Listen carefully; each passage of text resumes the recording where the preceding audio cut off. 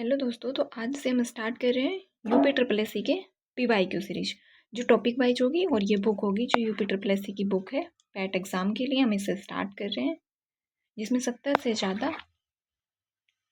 प्रश्न पत्र हैं। तो इसमें हम कर रहे हैं और ये टॉपिक वाइज है। तो आज हम हिस्ट्री करेंगे। हिस्ट्री जैसे कि सिंधु घाटी सभ्यता 5 पेज में, फिर वैदिक सभ्यता, बौद्ध धर्म है, जैन धर्म है, एकदम टॉपिक वाइज हर चीज़ को कवर किया गया है। तो पैट के लिए हम इसको स्टार्ट करेंगे और सारे सब्जेक्ट को हम इसमें कवर करेंगे। सारे सब्जेक्ट को इसमें कवर किया जाएगा एकदम, क्योंकि ये आपके लिए बहुत ज़्यादा इंपॉर्टेंट है। जो क्वेश्चन बनते हैं वो यहीं से बनते हैं। कभी किसी विकल्प से बन जाएगा, तो कभी एक्सप्लेनेशन से बन जाएगा, कभी डायरेक्ट रिपीट हो जाएगा। तो चलिए स्टार्ट करते हैं। तो हमारा प्राचीन भारत का इतिहास से हम स्टार्ट करते हैं और टॉपिक है सिंधु घाटी सभ्यता, क्योंकि UP triple S C PET का जो सिलेबस है उसमें पहला टॉपिक है सिंधु घाटी सभ्यता ही है, उसमें पाषाण काल नहीं है। तो हमारा क्वेश्चन है पहला, हड़प्पा सभ्यता के एक हिस्से लोथल की खोज किसने की थी? तो लोथल की खोज किसने की थी? दयाराम साहनी, रखालदास बनर्जी, SR राव या फिर RS बिष्ट? तो किसने की थी? तो लोथल की जो खोज है वो SR राव ने की थी। SR राव ने की थी। और कब की थी? तो 1955 से 62 के बीच में की थी। 1962 से 55 से 62 के बीच में की थी इसकी लोथल की खोज। और ये कहाँ पे? तो ये भोगवा नदी के किनारे पड़ता है। भोगवा नदी के किनारे पड़ता है गुजरात में। भोगवा नदी के किनारे पड़ता है। हड़प्पा के एक बंदरगाह का नाम क्या था? तो हड़प्पा सभ्यता में एक बंदरगाह था।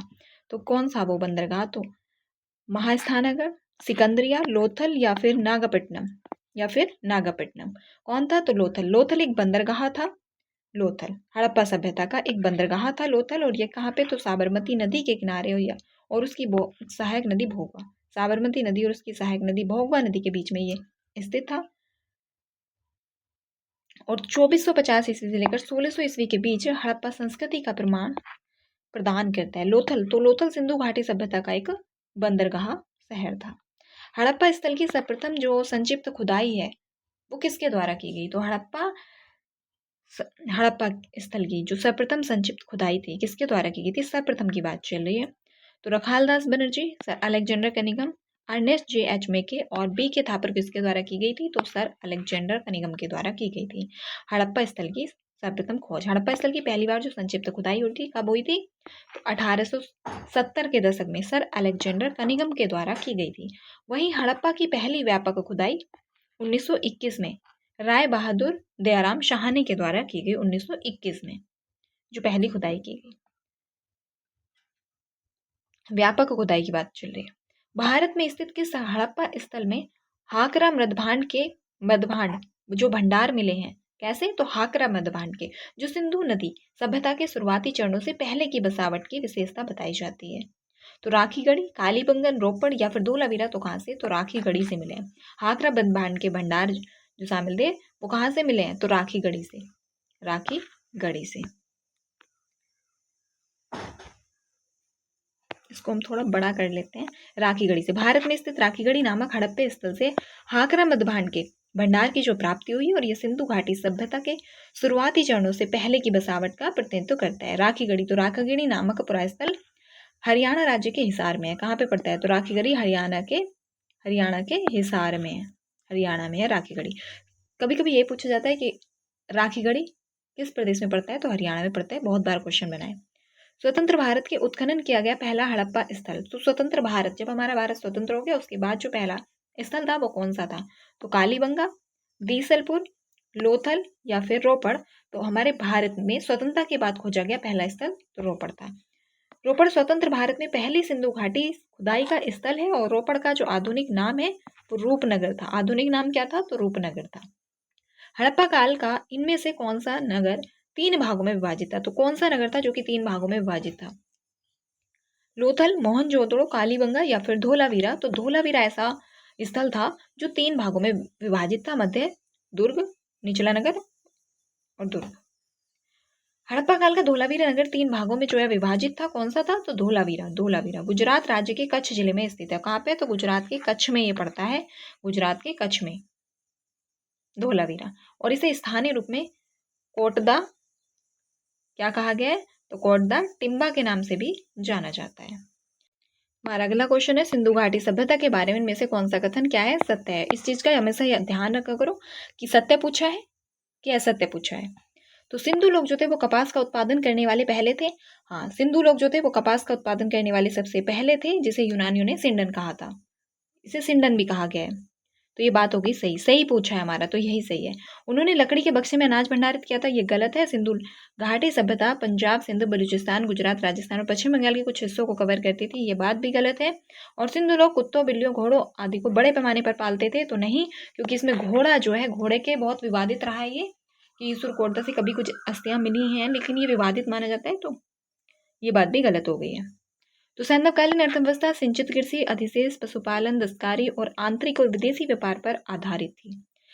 और यहाँ से प्राप्त वनस्पति अवशेष के आधार पर कहा जा सकता है कि यहाँ के लोग गेहूं, जौ, ज्वार, बाजरा और चावल की खेती करते थे। सर्वप्रथम कपास का उत्पादन भी सिंधु सभ्यता के लोगों ने ही किया था। यूनानी से क्या क्या कहते थे, तो यूनानियों ने इसे सिंडन कहा है, क्योंकि इसकी जो उत्पत्ति है वो सिंधु शब्द से हुई थी।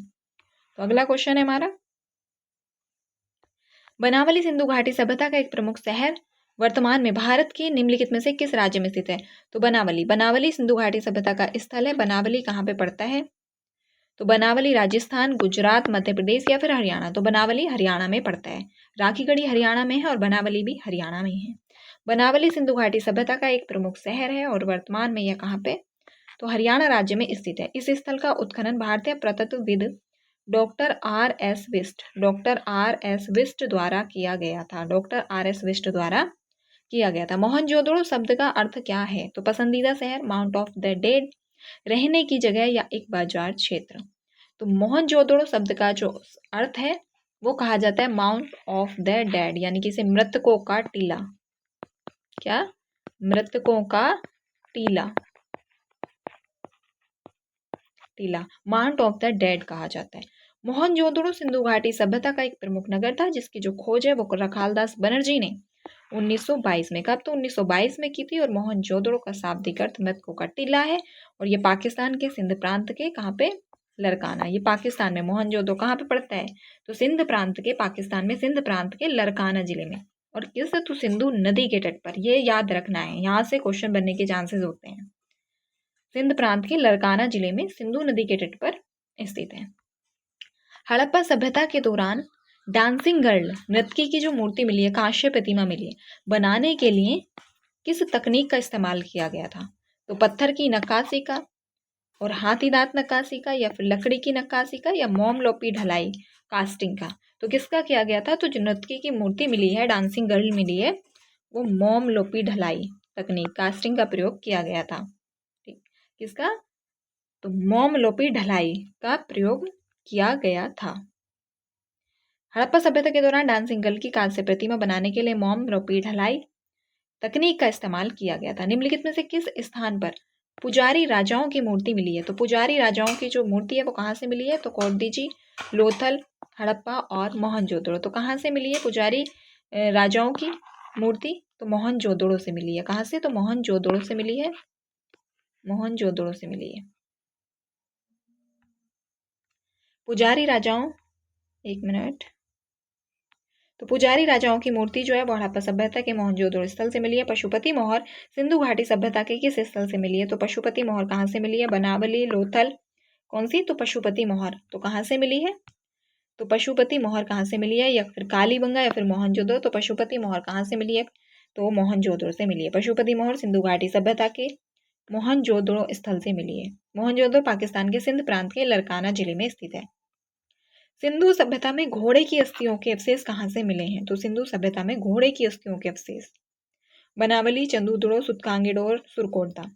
तो घोड़े की जो अस्थियां मिली हैं वो सुरकोटदा, कहाँ से, तो सुरकोटदा से मिली हैं। सिंधु सभ्यता में घोड़े की अस्थियों के अवशेष सुरकोटदा, यानी कि, और सुरकोटदा कहाँ पे पड़ता है, तो गुजरात के में। और सुरकोटदा, लोथल एवं कालीबंगा से घोड़े की मृण मूर्तियां, हड्डियां और जबड़े आदि मिले हैं। तो अगला टॉपिक है हमारा वैदिक संस्कृति। निम्नलिखित में से कौन सा उपवेद नहीं है, तो धनुर्वेद, शस्त्र शास्त्र वेद या फिर आयुर्वेद या योग वेद।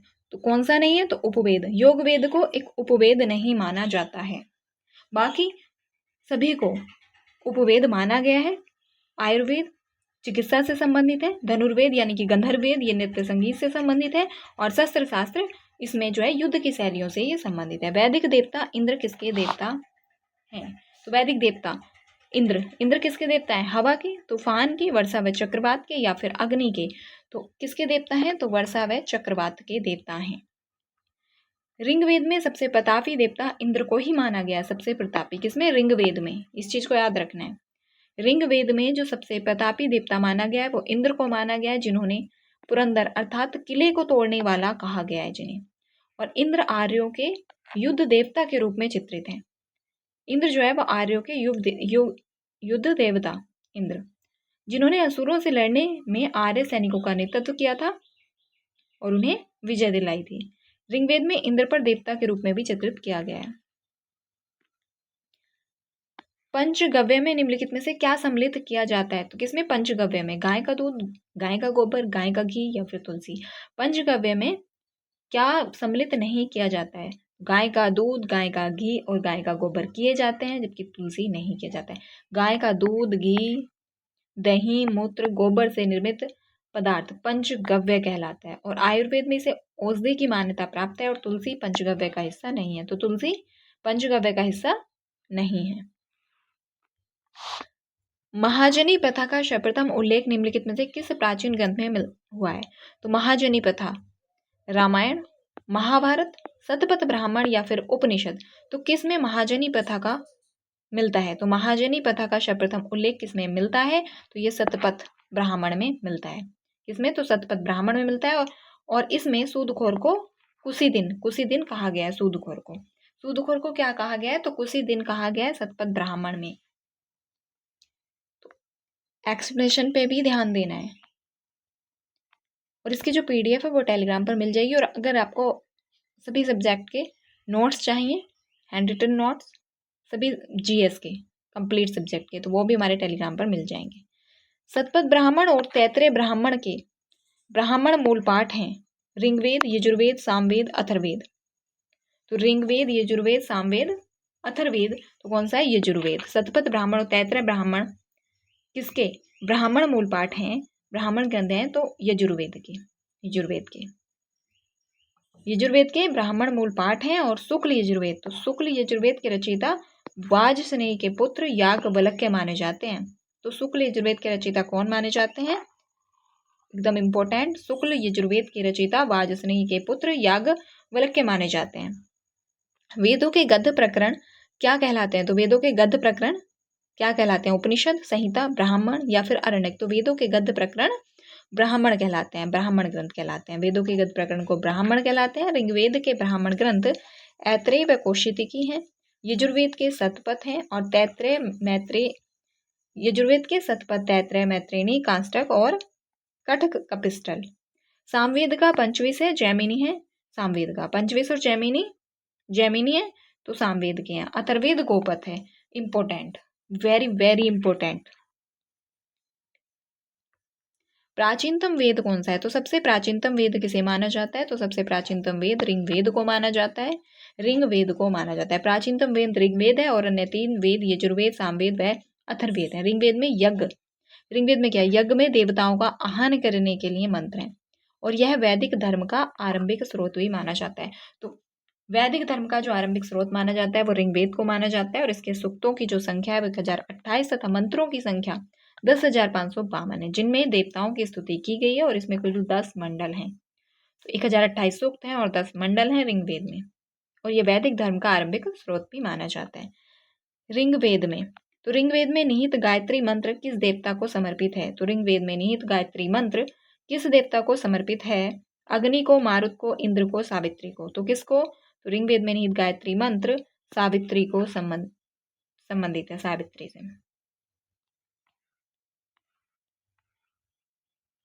ऋग्वेद में निहित गायत्री मंत्र सावित्र देवता या फिर सूर्य देव को समर्पित माना जाता है। सावित्री की रश्मि को ही सावित्री की उपमा दी जाती है। ऋग्वेद के तीसरे मंडल में गायत्री मंत्र का वर्णन है। किसमें? तो गायत्री मंत्र का जो वर्णन है वो तीसरे मंडल में है, जिसे विश्वामित्र द्वारा, किसके द्वारा? तो विश्वामित्र द्वारा रचित माना जाता है। ये पॉइंट इंपॉर्टेंट है, तीसरे मंडल में है और विश्वामित्र द्वारा रचित है। बहुत बार क्वेश्चन बना हुआ है। तो क्वेश्चन हमेशा रिपीट इन्हीं में से बन जाते हैं। तो ऋग्वेद में विश्वामित्र नामक एक ऋषि और किन दो नदियों के बीच संवाद है? तो एक ऋषि विश्वामित्र, ऋग्वेद में विश्वामित्र नामक एक ऋषि और किन दो नदियों के बीच संवाद है? व्यास और सतलज, सतलुज और चिनाब, चिनाब और रावी और व्यास और झेलम। तो किसके मध्य? तो व्यास और सतलज नदियों, तो व्यास और सतलज नदियों और विश्वामित्र के मध्य संवाद है। नदियों में ऋषि विश्वामित्र और व्यास विपाशा तथा सतलुज सतुत्री प्राचीन नाम। तो व्यास का विपाशा था और सतलज का सतुत्री था के मध्य संवाद संकलित है। और ऋग्वेद में सिंधु नदी का सर्वाधिक बार उल्लेख मिलता है। तो ऋग्वेद में सर्वाधिक बार उल्लेख किसका मिलता है? तो ऋग्वेद में जो सर्वाधिक बार उल्लेख है वो सिंधु नदी का मिलता है और सबसे पवित्र सरस्वती को माना जाता है। ऋग्वेद आर्यों की सर्वाधिक पवित्र नदी तो सरस्वती है, जिसे मातेत्मा, देवीत्मा और नदीत्मा कहा गया है। वेद जो आंशिक रूप से गद्य कृति है, क्या? वेद। तो अथर्ववेद, सामवेद, यजुर्वेद और ऋग्वेद तो एकमात्र गद्य और पद दोनों में लिखा गया। तो गद्य में लिखा गया वेद एकमात्र वेद है, कौन सा है? तो यजुर्वेद है। यजुर्वेद यजुर्वेद आंशिक रूप से गद्य कहती है और यजुर्वेद के अध्याय जो आंशिक रूप से छंद, आंशिक रूप से गद्य में बने हैं, में कई प्रार्थनाएं और सूक्त शामिल हैं। यजुर्वेद के अध्यायों में निम्नलिखित यज्ञों को करने का विस्तृत विवरण दिया गया है। विस्तृत विवरण दिया गया। वेद के अंतिम भाग को निम्नलिखित में से किस नाम से जाना जाता है? तो वेद के अंतिम भाग को किस नाम से जाना जाता है? वेदांग, उपनिषद, आरण्यक, ब्राह्मण। तो वेदांग के अंतिम भाग को किस नाम से जाना जाता है? तो वेदांग के नाम से जाना जाता है। रामायण में मांडवी किसकी पत्नी थी? तो रामायण में मांडवी किसकी पत्नी थी? लक्ष्मण की, भरत की, मेघनाथ की या फिर सुग्रीव? तो रामायण में मांडवी भरत की पत्नी थी। मांडवी भरत की पत्नी थी, जबकि सीता भगवान श्री राम की थी, उर्मिला लक्ष्मण की और श्रुतकीर्ति शत्रुघ्न की पत्नी थी। महाभारत में वर्णित कुरुक्षेत्र की लड़ाई कितने दिन तक लड़ी गई थी? 16 दिन, 18 दिन।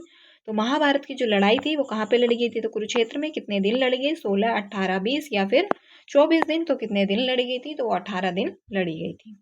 महाभारत में वर्णित कुरुक्षेत्र का युद्ध कौरवों और पांडवों के मध्य हस्तिनापुर साम्राज्य के सिंहासन की प्राप्ति के लिए लड़ा गया था और यह 18 दिन तक, कितने दिन? तो 18 दिन तक चला था। ऋषि मुनि के अनुसार पुरानी पवित्र नदियों सरस्वती और दुष्यति के बीच का भूभाग के नाम से जाना जाता है। किसके नाम से जाना जाता है? किसके? तो सरस्वती और दुष्यति, दृश्यदति नदियों के बीच का जो भाग है वो किस नाम से जाना जाता है? तो ब्रह्मवर्त के नाम से, इंद्रापस्थ, वर्णावत या फिर तक्षशिला। तो किसके नाम से जाना जाता है? तो ब्रह्मावर्त के नाम से जाना जाता है। ऋषि मनु के अनुसार, कौन से ऋषि? तो मनु के अनुसार पुरानी पवित्र नदियों सरस्वती और दृश्यवती के बीच का भूभाग ब्रह्मवर्त के नाम से जाना जाता है। अब हमारा टॉपिक आता है बौद्ध धर्म और गौतम बुद्ध के बारे में। तो बौद्ध धर्म, निम्नलिखित में से कौन सा बौद्ध पवित्र स्थल निरंजना नदी के तट पर स्थित है? तो निरंजना नदी के तट पर कौन सा स्थित है? बोध गया, कुशीनगर, लुम्बिनी, ऋषिपत्तनम। तो कौन सा निरंजना नदी के तट पर? तो निरंजना नदी के तट पर बोध गया है। बोध गया निरंजना नदी के तट पर है, जहां पर बुद्ध को ज्ञान की प्राप्ति हुई थी। प्रसिद्ध बौद्ध ग्रंथ बोध गया निरंजनी नदी के किनारे स्थित है और बोध गया में ही गौतम बुद्ध को ज्ञान की प्राप्ति हुई थी। और क्या हुई थी? ज्ञान की प्राप्ति हुई थी। और इसके पश्चात वह बुद्ध के नाम से प्रसिद्ध हुए। तभी से यह स्थल जो है बौद्ध धर्म के अनुयायियों के लिए अत्यंत महत्वपूर्ण रहा। और 2002 में यूनेस्को द्वारा बोध गया में स्थित महाबोधि मंदिर परिसर को विश्व विरासत स्थल घोषित किया गया। किसे? तो महाबोधि मंदिर परिसर को, बोध गया में जो महाबोधि मंदिर परिसर है उसे यूनेस्को में भी शामिल किया गया। कब किया गया? तो 2002 में किया गया। बोध गया एक महत्वपूर्ण तीर्थ स्थल क्यों है? क्योंकि गौतम बुद्ध यहाँ पैदा हुए थे। ये बात गलत है, पैदा नहीं हुए थे। गौतम बुद्ध यहाँ ज्ञान प्राप्त किया था। हाँ जी, ज्ञान प्राप्त किया था। गौतम बुद्ध ने ज्ञान प्राप्त करने के बाद यहाँ अपना पहला उपदेश दिया था? तो नहीं, क्योंकि गौतम बुद्ध यहाँ निवारण प्राप्त किया था, तो ये भी नहीं। ज्ञान प्राप्त करने के बाद गौतम बुद्ध को किस रूप में जाना जाने लगा था? तो किस रूप में जाना जाने लगा था? तो बुद्ध के रूप में। किसके? तो बुद्ध के रूप में। ये हमने पीछे एक्सप्रेशन में भी देखा है। तो देखा आपने, इसी प्रकार से क्वेश्चन बनते हैं। किस स्मारक से गौतम बुद्ध ने दुनिया के लिए बौद्ध धर्म के अपने दिव्य ज्ञान का प्रचार किया था। तो किस स्मारक से गौतम बुद्ध ने दुनिया के लिए बौद्ध धर्म के अपने दिव्य ज्ञान का प्रचार किया था? तो हुमायूं का मकबरा, महाबोधि मंदिर समूह, लाल किला, कुतुब मीनार। तो ये यहाँ पे ये क्वेश्चन थोड़ा गलत माना गया है। गौतम बुद्ध को बोध गया में ज्ञान प्राप्त हुआ था और इस ज्ञान का प्रवर्तक उन्होंने धर्म चक्र प्रवर्तन कहा जाता है। प्रचार का जो आरंभ है वो क्या कहा जाता है? धर्म चक्र प्रवर्तन कहा जाता है। उन्होंने ऋषिपट्टनम में सारनाथ वाराणसी से ये किया था, इसका जो प्रचार है। तो सबसे पहले कहाँ पे? तो सारनाथ में, ऋषिपट्टनम वाराणसी। तो गौतम बुद्ध को ज्ञान किस नदी के तट पर प्राप्त हुआ था? गंगा, पुनपुन, गड़ंक या फिर निरंजना? तो निरंजना नदी के तट पर। गौतम बुद्ध को जो है निरंजना नदी के तट पर पीपल वृक्ष के, तो वृक्ष कौन सा था?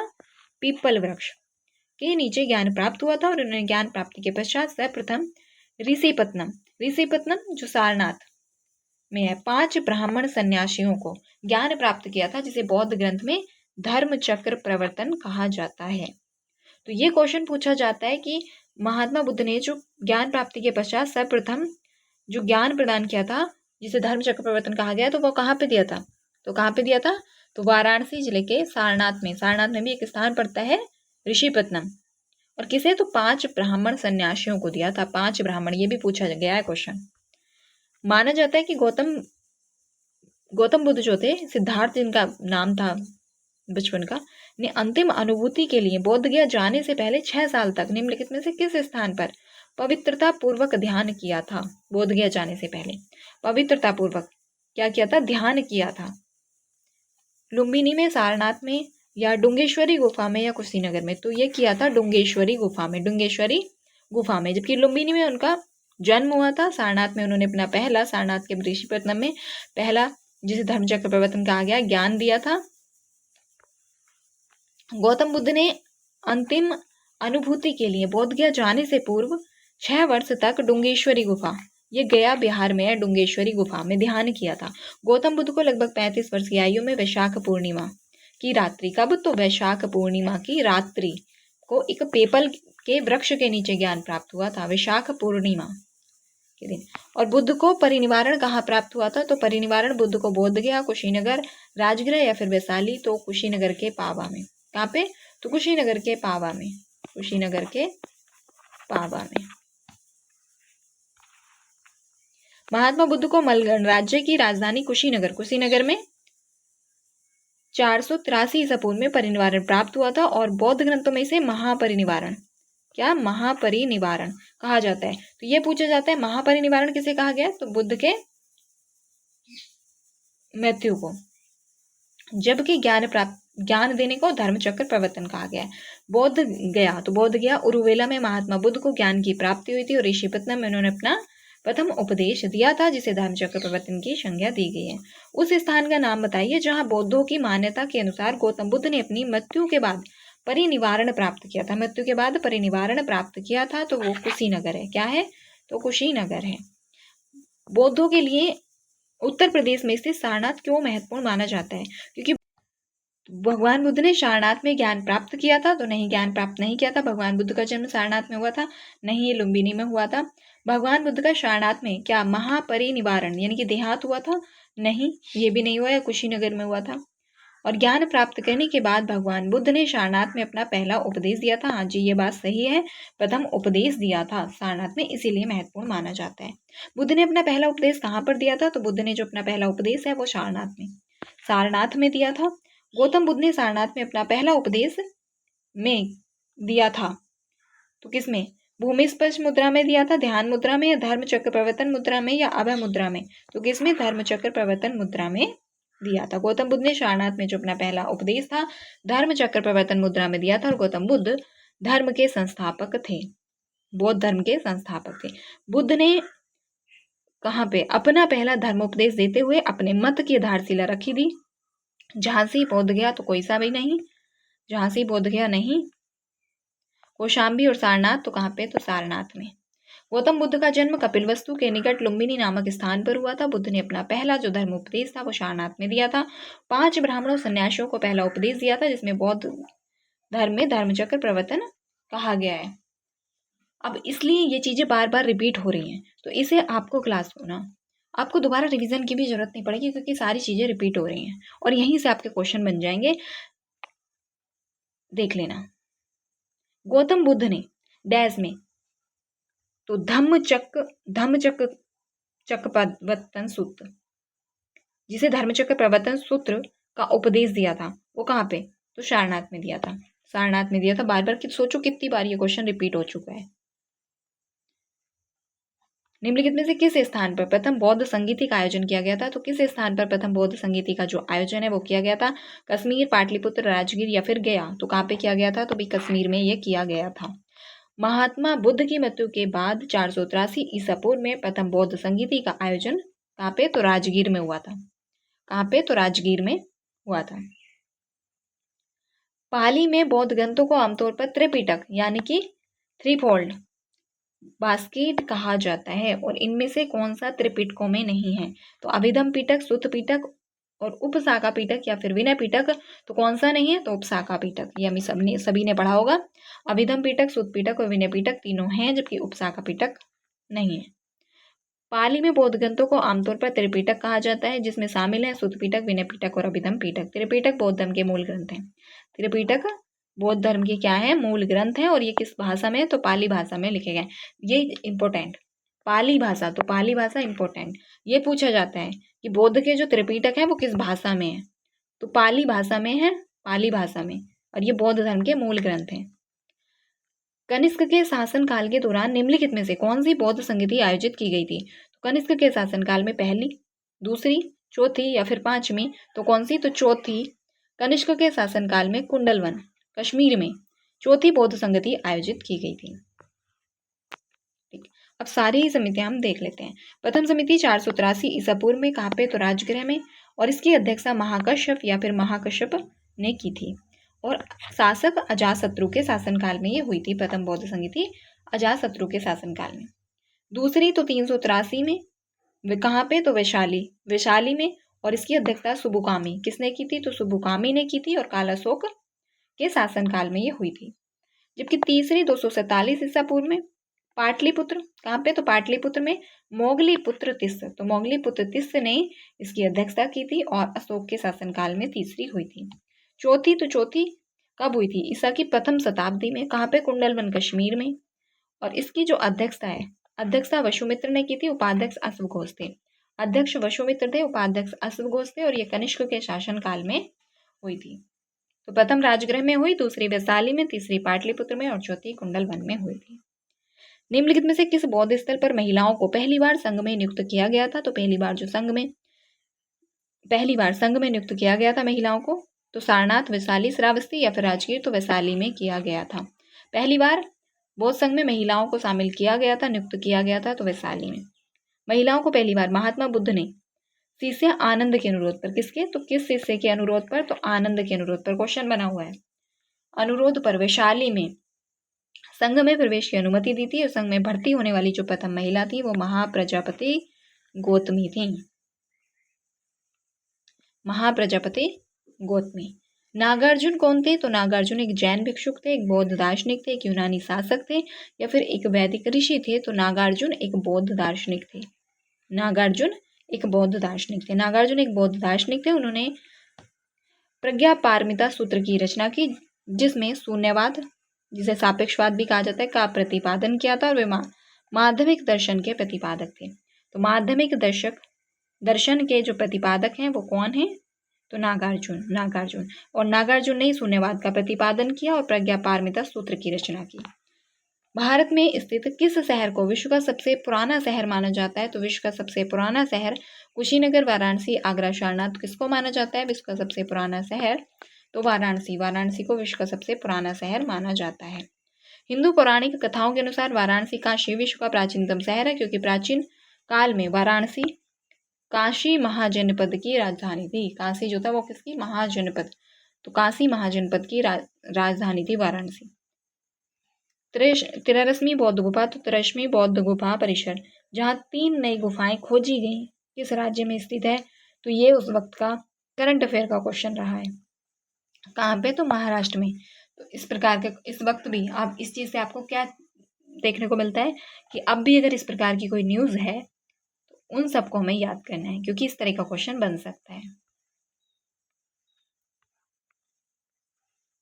महाराष्ट्र के नासिक जिले में त्रिशमी बौद्ध गुफाएं स्थित हैं। कहाँ पे? तो ये महाराष्ट्र के नासिक जिले में है।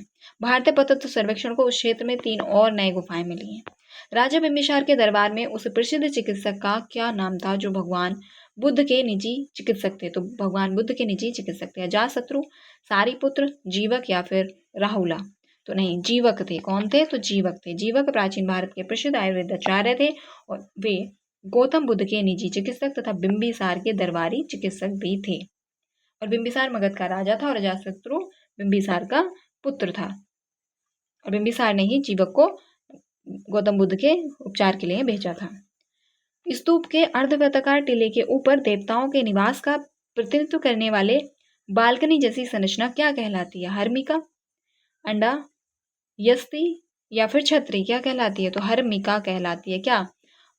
एक स्तूप के ऊपर जो अर्धवृत्ताकार टीले के ऊपर देवताओं के निवास का प्रतिनिधित्व करने वाली जो बालकनी होती है वो हर्मिका कहलाती है। स्तूप का प्रारंभिक रूप क्या था? तो स्तूप जो सर्वप्रथम हमारे यहाँ पे बने थे वो अर्धगोलाकार मिलता है। प्रारंभिक रूप अर्धगोलाकार मिलता है, इसमें एक चबूतरे के ऊपर उल्टे कटोरे की आकृति का एक थुआ बनाया जाता था जिसे अंड कहते थे। और स्तूप की चोटी के ऊपर धातु पत्र रखा जाता था जिसे क्या? हर्मिका कहते थे। और ये स्तूप का सर्वाधिक महत्वपूर्ण भाग होता था और इसका प्रतिनिधित्व देवस्थानीय देवताओं के निवास स्थान के रूप में किया गया है। हर्मिका के मध्य में लगी यष्टि के ऊपर सिरे पर 3 छत्र लगाए जाते थे और स्तूप को चारों ओर से घेर दिया जाता था जिसे क्या कहा जाता था? वेदिका कहा जाता था। स्तूप और वेदिका के मध्य परिक्रमा करने के लिए जो खाली स्थान होता था उसे प्रदक्षिणा पथ क्या कहा जाता था? प्रदक्षिणा पथ कहते थे। प्राचीन इतिहास में अंडा के ऊपर हर्मिका थी, एक बालकनी जैसी संरचना थी जो देवताओं के निवास का प्रतिनिधित्व करती थी। हर्मिका से एक मस्तूल निकलता था जिसे क्या कहते थे? तो वो जो मस्तूल निकलता था उसे क्या कहते थे? स्तूप कहते, जातक, यष्टि या फिर छतरी? तो क्या कहते थे? तो उसको यष्टि कहते थे। यष्टि। प्राचीन इतिहास में स्तूप निर्माण की प्रथा बुद्ध काल से पूर्व की है। स्तूप निर्माण की जो प्रथा है वो बुद्ध काल से भी पुरानी है। वैदिक काल में भी स्तूप के साक्ष्य मिले हैं, परंतु बौद्धों द्वारा स्तूप स्थापत्य को लोकप्रिय बनाया गया। स्तूप स्थापत्य को जो लोकप्रिय बनाया वो बुद्धों ने ही बनाया है। स्तूप का शाब्दिक अर्थ होता है ढेर यानी कि टीला। स्तूप एक स्थापत्य संरचना है जो परंपरा, दर्शन और लोक विश्वास की अभिव्यक्ति मानी जाती है। स्तूप एक अर्धगोलाकार क्या होता है? तो स्तूप एक अर्धगोलाकार संरचना होती है जिसे अंड कहा जाता है। अंड के ऊपर की संरचना को हर्मिका कहा जाता है और हर्मिका से एक मस्तूल निकलता है जिसे हम यष्टि कहते हैं। क्या कहा जाता है? यष्टि कहा जाता है। अब आता है हमारा अगला टॉपिक जैन धर्म। हमारा अगला टॉपिक है जैन धर्म, महावीर स्वामी, जीवन एवं इनकी शिक्षाएं। तो पहले जैन धर्म कौन थे? जैन तीर्थंकर कौन थे? तो पहले जिन जैन तीर्थंकर महावीर, ऋषभ, पारसनाथ या फिर पद्मनाभ कौन थे? तो ऋषभ। प्रथम है ऋषभ। कौन है? तो ऋषभ। जैन परंपरा के अनुसार जैन धर्म में कुल कितने? तो 24 तीर्थंकर हुए हैं। जैन धर्म के मूल संस्थापक, तो जैन धर्म के जो मूल संस्थापक या प्रवर्तक हैं वो प्रथम जैन तीर्थंकर ऋषभदेव या फिर आदिनाथ माने जाते हैं। 23वें तीर्थंकर पार्श्वनाथ थे तथा महावीर स्वामी जैन धर्म के 24वें तीर्थंकर थे जिन्होंने 6ठी शताब्दी ईसा पूर्व में जैन धर्म का प्रचार व प्रसार किया था। जैन तीर्थंकर में से अंतिम तीर्थंकर पार्श्वनाथ, ऋषभ, महावीर स्वामी या निष्ठनेमी।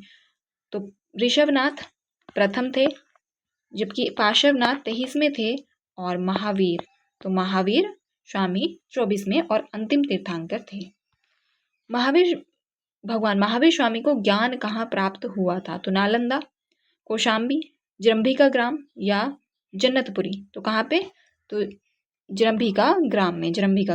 महावीर स्वामी जैन धर्म के 24वें तीर्थंकर थे। उन्होंने जरंभिका ग्राम के पास त्रजुपालिका नदी के तट पर एक साल वृक्ष के, किस वृक्ष के? तो साल वृक्ष के नीचे महावीर स्वामी को ज्ञान की प्राप्ति हुई जबकि महात्मा बुद्ध को पीपल वृक्ष के नीचे, ये याद रखना है। और जरंभिका नदी नहीं, जृंभिका ग्राम के पास त्रजुपालिका नदी के तट पर, सॉरी गलती हो गई थी, त्रजुपालिका नदी के। और इस ज्ञान प्राप्त को क्या कहा गया? ज्ञान को कहा क्या गया है? तो कैवल्य। जैन धर्म में ज्ञान को कैवल्य कहा गया है। महावीर स्वामी को जिन के नाम से जाना जाने लगा, जिन का क्या अर्थ है? तो महान आत्मा, अहिंसक, या फिर भगवान। तो क्या है इसका अर्थ? तो जिन शब्द का अर्थ होता है, यहाँ पे मिस्टेक है प्रिंटेड, तो जिन का अर्थ होता है विजेता, विजेता, और यही सही होगा। उन्हें विजेता यानी कि जिन कहा जाने लगा था।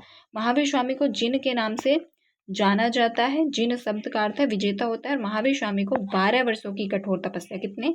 तो 12 वर्ष लगे थे। 12 वर्ष की कठोर तपस्या के बाद पूर्ण ज्ञान प्राप्त हुआ था, जिसे पूर्ण ज्ञान को कैवल्य कहा गया है।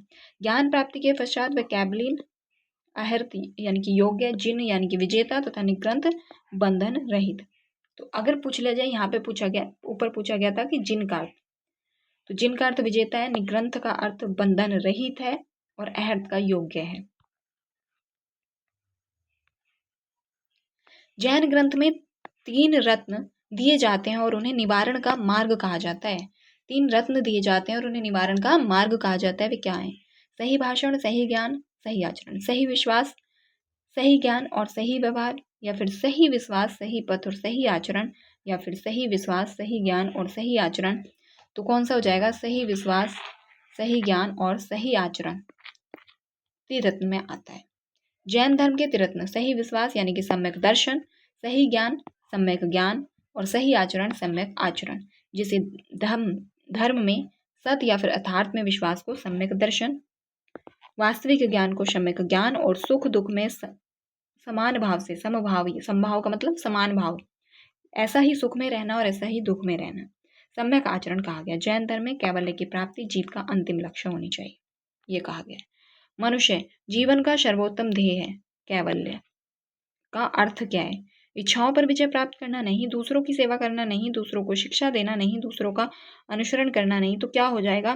कैवल्य का अर्थ अपनी इच्छाओं पर विजय प्राप्त करना। कैवल्य ज्ञान प्राप्ति करना, तो ज्ञान प्राप्ति करो अपनी इच्छाओं पर विजय प्राप्त करना। जैन धर्म के अनुसार मनुष्य जीवन का चरम लक्ष्य कैवल्य की प्राप्ति है, और उपयुक्त विकल्पों में से कैवल्य का सम्यक इच्छाओं पर विजय प्राप्त करने में स्थापित किया जा सकता है, क्योंकि इच्छाओं पर विजय प्राप्ति के बिना कैवल्य संभव नहीं है, यानी कि ज्ञान संभव नहीं है। जैन धर्म का सबसे महत्वपूर्ण मौलिक सिद्धांत क्या है? तो जैन धर्म का सबसे मौलिक जो सिद्धांत है वो क्या है? वैराग्य, निष्ठा, कर्म नहीं। सबसे मौलिक क्या है? अहिंसा। अहिंसा को जैन धर्म के सबसे महत्वपूर्ण मौलिक सिद्धांत के रूप में माना जाता है। जैन धर्म के 5 सिद्धांत, कितने? तो 5 सिद्धांत हैं। अहिंसा सबसे मौलिक है जिनमें। जैन धर्म के वो 5 सिद्धांत अहिंसा, सत्य, असत्य, अपरिग्रह और ब्रह्मचर्य मौखिक रूप से प्रसारित होती रही, और इन्हें लगभग 1500 वर्ष पहले लिखा गया था। वर्तमान में वे निम्नलिखित में से किस स्थान पर उपलब्ध हैं? महावीर और उनके, एक मिनट यहाँ पे कुछ मिसप्रिंट है, तो महावीर और उनके मौखिक रूप से प्रसारित होती रही। तो कहाँ पे? वल्लभी गुजरात में है। वल्लभी गुजरात में है। महावीर और उनके अनुयायियों की शिक्षाएं कई शताब्दियों तक मौखिक रूप से प्रसारित होती रही। उन्हें लगभग 1500 वर्ष पहले लिखा गया, और वर्तमान में कहाँ पे? तो गुजरात के वल्लभी नामक स्थान पर उपलब्ध है। और अगला टॉपिक हमारा आता है मौर्य वंश। और मौर्य वंश में जो हमारे टॉपिक हैं वो है सम्राट अशोक। यानी कि सारा नहीं पढ़ना है, पैट में यही सबसे अच्छी बात है कि सिलेबस बहुत, यूपी टू प्रेसिडेंट एग्जाम में जो सिलेबस है वो बहुत क्लियर है, सब नहीं पढ़ना है। तो मैगस्थनीज, जिन्होंने भारत के बारे में प्रसिद्ध ग्रंथ इंडिका लिखी है, वह मूल रूप से किस देश का था? तो किस देश का था? पुर्तगाल का, ग्रीस का, मिस्र का, तुर्की का। तो मैगस्थनीज ग्रीस का था। कहाँ का था? तो ग्रीस का था। मैगस्थनीज मूलतः ग्रीस का निवासी था, और जो कि सेल्यूकस निकेटर, किसका? तो सेल्यूकस निकेटर का राजदूत बनकर चंद्रगुप्त मौर्य के दरबार में आया था। और मैगस्थनीज की प्रसिद्ध पुस्तक इंडिका है, जिससे मौर्य प्रशासन की राजनीति के बारे में जानकारी मिलती है। मौर्यकालीन भारत के विवरण वाली इंडिका के लेखक कौन? तो मैगस्थनीज है। इसी प्रकार से क्वेश्चन रिपीट होते हैं हमेशा। विशाखा दत्त द्वारा लिखित मुद्रा राक्षस कौन सी भाषा में लिखी गई है? तो मुद्रा राक्षस जो है विशाखा दत्त की पुस्तक है, किस भाषा में लिखी गई है? तमिल, पाली, संस्कृत या फिर हिंदी? तो मुद्रा राक्षस की जो भाषा है वो संस्कृत है। विशाखा दत्त द्वारा रचित मुद्रा राक्षस संस्कृत भाषा का नाटक है और इसे हिंदी में अनुदित करने का श्रेय भारतेंदु हरिश्चंद्र को प्राप्त है और इस ग्रंथ से चंद्रगुप्त मौर्य के विषय में विस्तृत सूचना प्राप्त होती है। नाटक में चंद्रगुप्त को क्या वृषल और कुलहीन कहा गया है। चंद्रगुप्त को वृषल और कुलहीन कहा गया है। और ढूंढीराज, तो ढूंढीराज ने मुद्रा राक्षस पर टीका लिखी है। तो मुद्रा राक्षस पर जो टीका है वो किसने लिखी है, तो ढूंढीराज ने लिखी है। और ये क्वेश्चन कई बार पूछा गया है, एकदम इंपॉर्टेंट है। नगरपालिका प्रशासन की एक विस्तृत प्रणाली की स्थापना के लिए निम्नलिखित में से सबसे प्रसिद्ध राजा का नाम बताइए। नगरपालिका प्रशासन की विस्तृत, चंद्रगुप्त विक्रमादित्य, चंद्रगुप्त मौर्य, कनिष्क या फिर अकबर। तो चंद्रगुप्त मौर्य।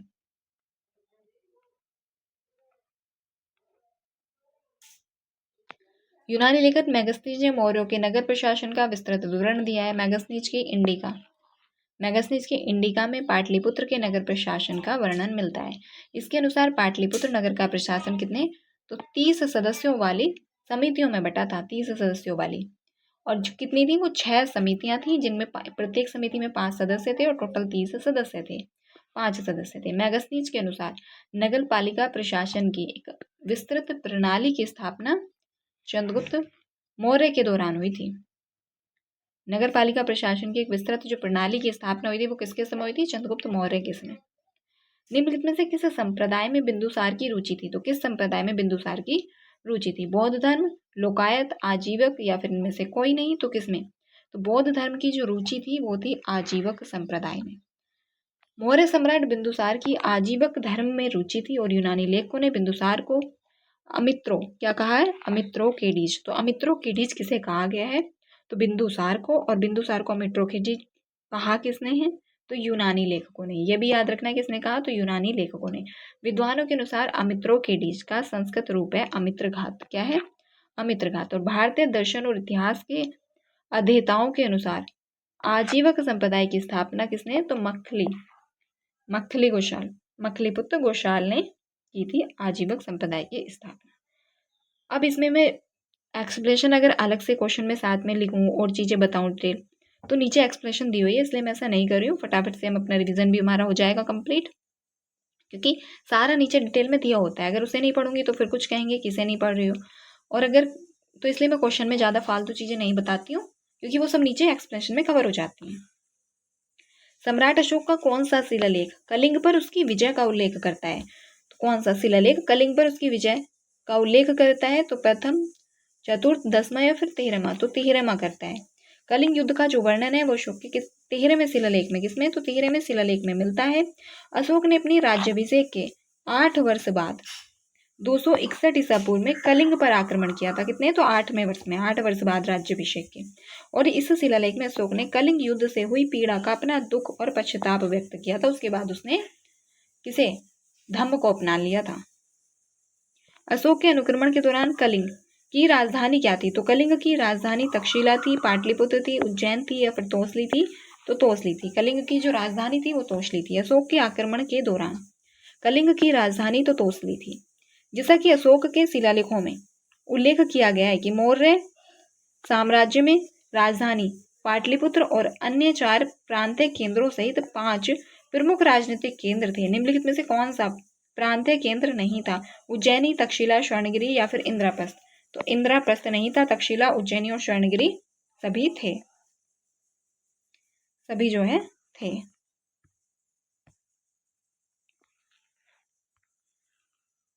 तो उत्तरापद की राजधानी तक्षशिला थी और अवंतीरट उज्जैनी थी, कलिंग की तोसली थी, दक्षिणापथ की स्वर्णगिरी प्राच्य या फिर पूर्वी प्रदेश की पाटलिपुत्र थी। जबकि इंद्रप्रस्थ मौर्य साम्राज्य की किसी प्रांत की राजधानी नहीं रही है इंद्रप्रस्थ। निम्नलिखित में से कौन सा अशोक के साम्राज्याधीन नहीं था, अशोक के साम्राज्य के अधीन नहीं था, कश्मीर, गुज्जर, कर्नाटक या फिर कामरूप। तो कौन सा नहीं था, तो कामरूप नहीं था, बाकी गुज्जर, कश्मीर और कर्नाटक अशोक के साम्राज्य के अधीन थे। कामरूप अशोक के साम्राज्य के अधीन नहीं था। कामरूप का पहला ऐतिहासिक उल्लेख समुद्रगुप्त के 4वीं सदी ईस्वी के प्राग प्रशस्ति जो कि हरिसेन के द्वारा रचित है में मिलता है, जहां ये गुप्त साम्राज्य के सीमावर्ती राज्यों द्वाक और समतट के साथ वर्णित है। तो किसमें मिलता है? तो कामरूप अशोक के समकालीन नहीं था। इसका जो पहला ऐतिहासिक उल्लेख मिलता है वो समुद्रगुप्त के 4वीं शताब्दी के प्रयाग प्रशस्ति से मिलता है। हरिसेन के कौन से शिलालेख में ब्राह्मी लिपि, सॉरी अशोक के, ये होता है कभी कभी, देख कुछ और रहते हैं बोल कुछ होते हैं। अशोक के कौन से शिलालेख में ब्राह्मी लिपि का प्रयोग नहीं किया गया है? सारनाथ में, शहबाजगढ़ी में या दोहली में? तो शहबाजगढ़ी में नहीं किया गया क्योंकि शहबाजगढ़ी और मानसेरा, एक है मानसेरा, इन दोनों में खरीष्टी लिपि का प्रयोग किया गया है। तो अशोक के 14 वृहद शिलालेख विभिन्न राजज्ञा यानी कि शासनादेश हैं जो 8 भिन्न भिन्न स्थानों से प्राप्त किए गए हैं। अशोक के शहबाजगढ़ी तथा मानसेरा अभिलेख अन्य लेखों के विपरीत खरोष्टी लिपि में लिखे गए हैं जो ईरानी अरमेक से उत्पन्न हुई। तो यह ईरानी अरमेक से उत्पन्न हुई है खरोष्टी लिपि। और अशोक के 2 शहबाजगढ़ी और मानसेरा अभिलेख खरोष्टी लिपि में ही हैं। अशोक के प्रधान शिलालेखों में सबसे बड़ा शिलालेख कौन सा है? तो 13वां ही माना जाता है, जिससे कि हमें कलिंग युद्ध की जानकारी भी मिलती है। अशोक के प्रधान शिलालेख 13वां शिलालेख सबसे बड़ा है और अशोक के कलिंग विजय यानी कि राज्याभिषेक के 8 वर्ष बाद का वर्णन है और इसकी तुलना में धम्म विजय को अधिक महत्वपूर्ण बताया गया है। निम्नलिखित में से मौर्यकाल का सर्वोत्तम प्रतिमान कौन सा है? तो स्तंभ, स्तूप, चैत्य या बारादरी? तो मौर्यकाल का जो सर्वोत्तम प्रतिमान है वो स्तंभों को माना गया है। सर्वोत्तम प्रतिमान स्तंभ को माना गया है जिनसे अशोक द्वारा धर्म के प्रचार हेतु स्थापित कराए गए एकाश्मक स्तंभ विशेष रूप से उल्लेखनीय है। कौन सा? तो एकाश्मक स्तंभ। अशोक के एकाश्मक स्तंभों का सर्वोत्कृष्ट नमूना सारनाथ का सिंह चतुर्मुख स्तंभ शीर्ष है। सारनाथ का सिंह चतुर्मुख स्तंभ शीर्ष है। अशोक का सिंह चतुर्मुख स्तंभ शीर्ष एक स्तंभ पर था। कन्नौज, गौतम बुद्ध नगर, संबल, सारनाथ। कहाँ पे? तो सारनाथ में। कहाँ पे? सारनाथ। सम्राट अशोक का एक स्तंभ सारनाथ में स्थित है जिसे अशोक महान ने बनवाया था। सारनाथ स्थित स्तंभ के शीर्ष पर 4 शेर बैठे हैं और स्तंभ की पीठ एक दूसरे से सटी हुई है। किससे? तो एक दूसरे से सटी हुई है। सारनाथ के अशोक स्तंभ को भारत ने राष्ट्रीय प्रतीक के रूप में अपनाया है। सिंह चतुर्मुख स्तंभ के निचले भाग में स्थित चक्र को भारतीय तिरंगे के मध्य भाग में रखा गया है। तिरंगे के मध्य भाग में जो है रखा गया है। तो हमारा अगला क्वेश्चन है, मौर्य अर्थव्यवस्था मुख्य रूप से किस पर निर्भर थी? तो कृषि अर्थव्यवस्था, व्यापार या फिर उद्योग या फिर युद्ध आधारित अर्थव्यवस्था? तो कृषि आधारित अर्थव्यवस्था, कृषि पर निर्भर थी। मौर्य अर्थव्यवस्था मुख्यतः कृषि अर्थव्यवस्था पर निर्भर थी और भूमि कर जिसे भाग, मौर्य काल में भूमि कर को क्या कहा जाता था? भाग कहा जाता था, जो राजस्व का प्रमुख स्रोत था। और यह कितना होता था? तो 1/6 होता था, 1/6। देवनामपेरे नाम किसे दिया गया? तो देवनामपेरे नाम अशोक को दिया गया है। देवनामपेरे मौर्य शासक अशोक को कहा जाता था। अशोक को प्रियदर्शी भी कहा जाता था और अशोक का नाम मस्की, गुजरा, नेत्तूर और उडेगोलम के अभिलेखों से मिलता है। अशोक को धम्म नीति और कलिंग युद्ध के लिए विशेष तौर पर जाना जाता है। अगला क्वेश्चन है हमारा, निम्नलिखित में से कौन वह व्यक्ति है जिसका नाम देवनामपेरे प्रियदर्शी भी था? तो किसका था? तो मौर्य सम्राट अशोक का नाम देवनामपेरे प्रियदर्शी था। अब हमारा अगला है गुप्त वंश। तो गुप्त वंश में समुद्रगुप्त और चंद्रगुप्त द्वितीय। निम्नलिखित में से किस शासक के दरबारी कवि हरिसेन थे? हरिसेन किसके दरबारी कवि थे? कुमारगुप्त के, समुद्रगुप्त के या फिर स्कंदगुप्त के? तो किसके थे? तो समुद्रगुप्त के। समुद्रगुप्त का दरबारी कवि हरिसेन था और प्रयाग प्रशस्ति के रचयिता भी हरिसेन था, जिसमें समुद्रगुप्त की वीरतापूर्वक कार्यों का वर्णन किया गया है प्रयाग प्रशस्ति में। और ये समुद्रगुप्त के दरबारी कवि हरिसेन द्वारा लिखी गई है। समुद्रगुप्त की प्रयाग प्रशस्ति संस्कृत में कविता के रूप में किस कवि द्वारा रचित थी, जिसे इलाहाबाद में अशोक स्तंभ पर अंकित किया गया था? तो किसके द्वारा? तो हरिसेन के द्वारा। किसके? तो हरिसेन के द्वारा।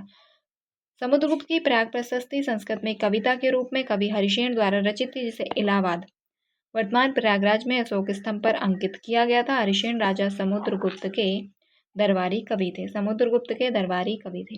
खगोलविद वराहमिहिर और कवि कालिदास किसके दरबार का हिस्सा थे? तो खगोलविद वराहमिहिर और कवि कालिदास किसके दरबार का हिस्सा थे? विक्रमादित्य, बिंबिसार, बिंदुसार या फिर पृथ्वीराज चौहान। तो किसके दरबार का हिस्सा थे वराहमिहिर और कालिदास? तो विक्रमादित्य। चंद्रगुप्त द्वितीय जिसकी उपाधि विक्रमादित्य थी। खगोलविद वराहमिहिर और कवि कालिदास सम्राट चंद्रगुप्त द्वितीय विक्रमादित्य के नवरत्नों में से एक थे और गुप्त सम्राट चंद्रगुप्त द्वितीय की उपाधि इन्होंने विक्रमादित्य की उपाधि धारण की थी। कालिदास और वराहमिहिर के अलावा अमर सिंह, धनवंतरी, गढ़परकर, छपणक, शंकु, वररुचि और वेताल भट्ट भी नवरत्नों में शामिल थे।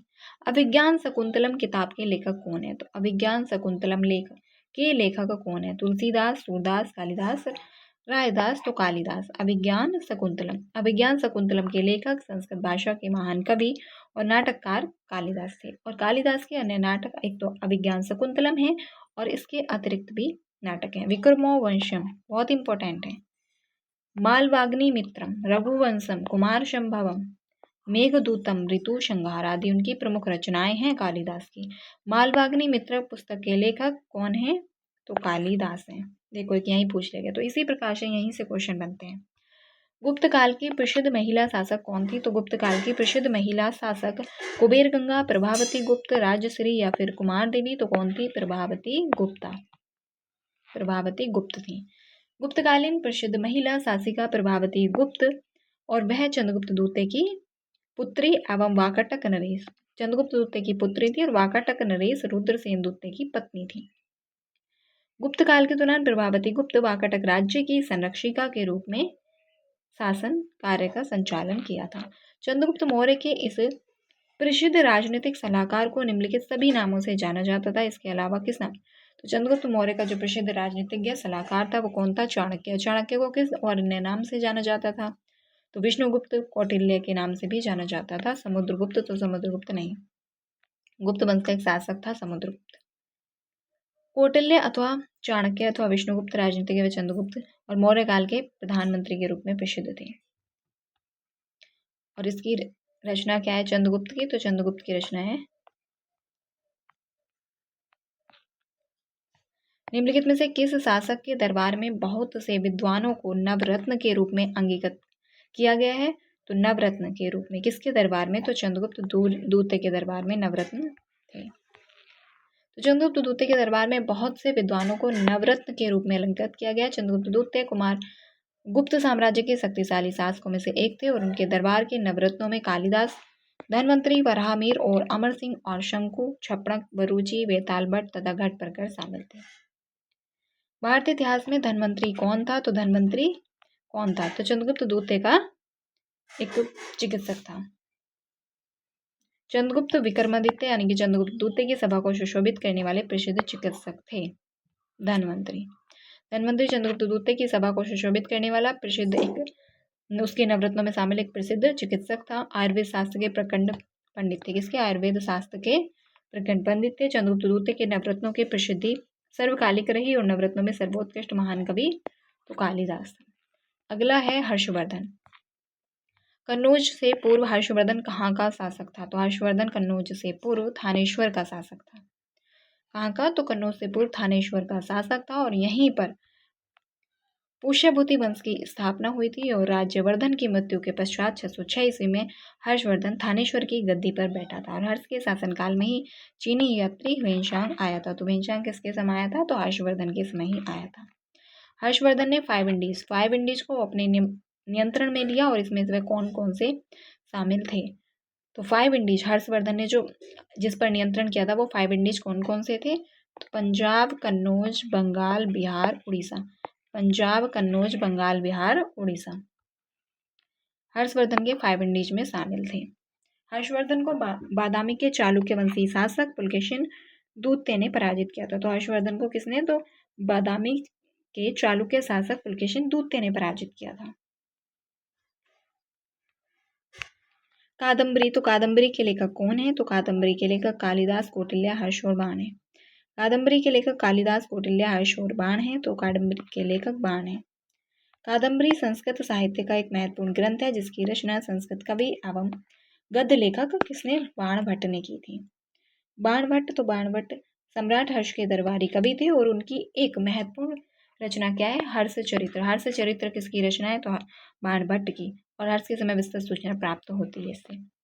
हर्षवर्धन के शासनकाल के दौरान निम्नलिखित में से कौन सी नई राजधानी थी जो थानेश्वर से स्थानांतरित हुई थी, तो थानेश्वर से राजधानी स्थानांतरित की गई थी, तो कौन सी, तो कन्नौज स्थानांतरित कर दी गई थी। थानेश्वर से हर्षवर्धन ने अपनी प्रारंभिक राजधानी थी, प्रारंभिक राजधानी थानेश्वर थी, बाद में हर्षवर्धन के शासनकाल के दौरान कन्नौज नई राजधानी जो है वो बनाई गई थी। किसके, तो हर्षवर्धन के काल में स्थानांतरण हुआ था राजधानी का थानेश्वर से कन्नौज। हर्षवर्धन की पहली राजधानी, तो पहली राजधानी क्या थी, तो थानेश्वर थी, जबकि बाद में कन्नौज बनी थी।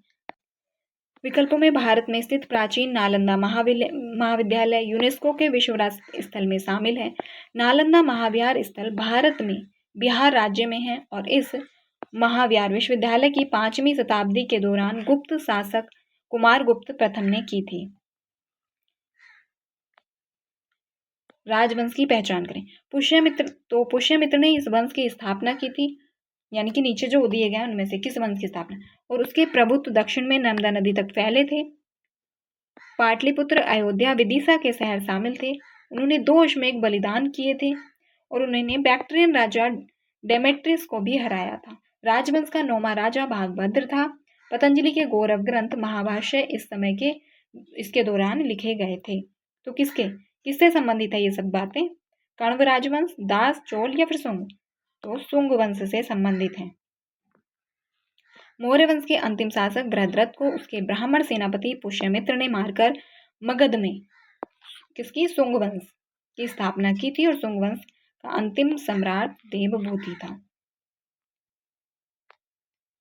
कौन सा जोड़ा सही नहीं है, तो एडी 709 औरंगजेब की मृत्यु, एडी 622 मुस्लिम युग की शुरुआत, एडी 78 शक संवत की शुरुआत, किसकी, तो शक संवत की शुरुआत, और BC 261 कलिंग युद्ध, तो कलिंग युद्ध ये भी सही है, और शक संवत की शुरुआत 78 में हुई, 38वीं में हुई, ये भी सही है, और 622 में मुस्लिम युग की शुरुआत हुई, ये बात भी सही है।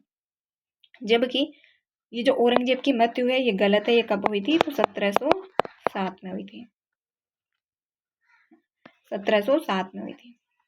निम्नलिखित में से किस स्थान पर अजंता एलोरा की गुफा स्थित है, तो अजंता एलोरा की गुफाएं स्थित हैं कहाँ पर, तो औरंगाबाद, महाराष्ट्र के औरंगाबाद में है।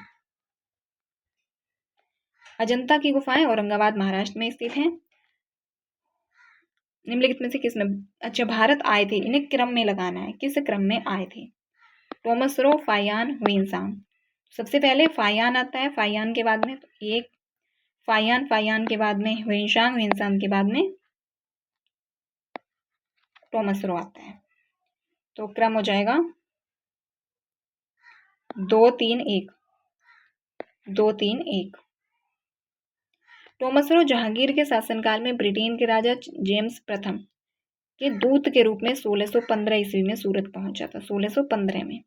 चंद्रगुप्त दूसरे के शासनकाल में चीनी बौद्ध यात्री फायान 402 से 412 फायान भारत आया। चीनी यात्री ह्वेनसांग हर्षवर्धन के समय भारत आया और उसकी उत्कृष्ट अभिलाषा महात्मा बुद्ध के चरण चिन्हों द्वारा पवित्र किए गए स्थानों को देखने की थी, जो उस समय भारत में सुलभ थे। विश्व प्रसिद्ध खजुराहों की जो मूर्ति कलाएं हैं वो कहाँ पे स्थित है, तो खजुराहों की जो मूर्ति कलाएं हैं वो महाराष्ट्र में, उड़ीसा में, मध्य प्रदेश में या फिर गुजरात में। तो खजुराहों की जो मूर्ति कलाएं हैं वो मध्य प्रदेश में स्थित हैं। विश्व प्रसिद्ध खजुराहों की मूर्ति कलाएं मध्य प्रदेश में स्थित है और इसका संबंध किससे, तो चंदेल वंश के शासकों से है। किससे है, तो चंदेल वंश के शासकों से है। निम्नलिखित में से कौन सा एक अनुचित युग्म है, तो खजुराहों, चोल राजवंशम, हम्पी, खजुराहों कौन सा एक गलत है, तो खजुराहों का संबंध चोल से है, नहीं, चोल से नहीं, क्योंकि मिलते जुलते हैं, इस चीज को अच्छे से याद रखना, चंदेल से है। किससे, तो चंदेल से है। हम्पी स्मारकों का समूह विजयनगर राजवंश, लिंगराज मंदिर सोमवंशी राजवंश और हजार स्तंभ मंदिर काकतीय राजवंश, सभी सही हैं, बस खजुराहों चंदेल वंश से संबंधित है। खजुराहों चंदेल वंश से संबंधित है। तो अब हमारा मध्यकालीन भारत का इतिहास है यहाँ से, और आज हमारा एंशिएंट हिस्ट्री यहाँ पे कंप्लीट हो गया है। हम वन शॉट ही करेंगे हर सब्जेक्ट का, एक एक वन शॉट आएगी जिससे आपको रिवीजन में आसानी हो। और अगर आपको नोट्स चाहिए